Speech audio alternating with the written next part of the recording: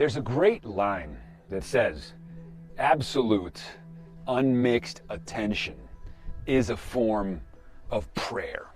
Now, what does this mean? Well, it just means that there is a quality of attending to things that reveals within things a different kind of sheen, something that renders the world extraordinary before our very eyes.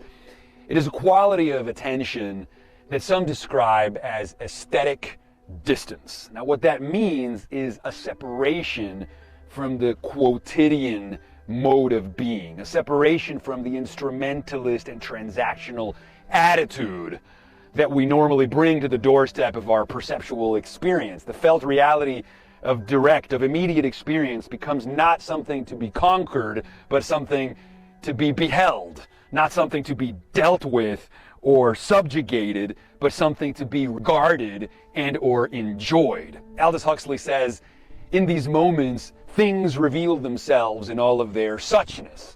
What that means is that an ordinary building, the brick exposed wall, the interesting plant matter that drapes the structure takes on an artful quality. It makes me want to paint this. It invites me to take a photograph. It must be the rhapsody that takes hold of the artist when he decides to paint still life. How is it that still life is rendered sacred and is rendered sublime by the ways in which we can sometimes bring ourselves to see such things? And I suppose I tell you this because we live in a world ready to violate our capacity to attend to the world using aesthetic distance.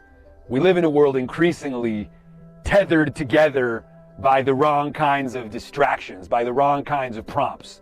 A world making us frantic, a world making us frenetic, a level of distractibility that pierces our capacity to attend to things.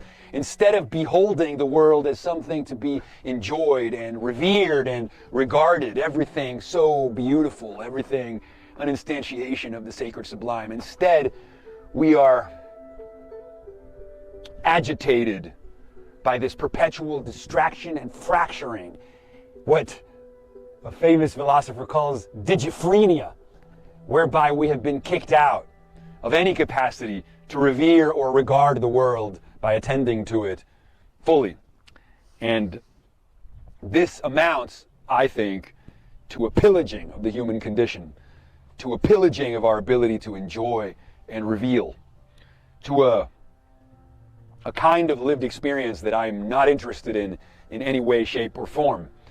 So like the romantic poets that invited us to move to the woods, to lose our minds and find our souls, we must reconnect with the kind of stillness that permits us to find the contemplative exactitude and enjoyment from the simple things, because the simple things, the little things, they're really the big things.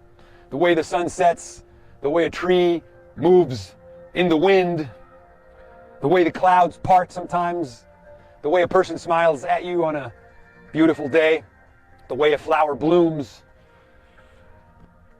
I guess I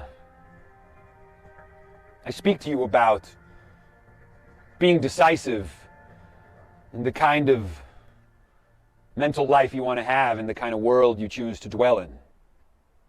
It's an invitation to think about that and be decisive before it's too late.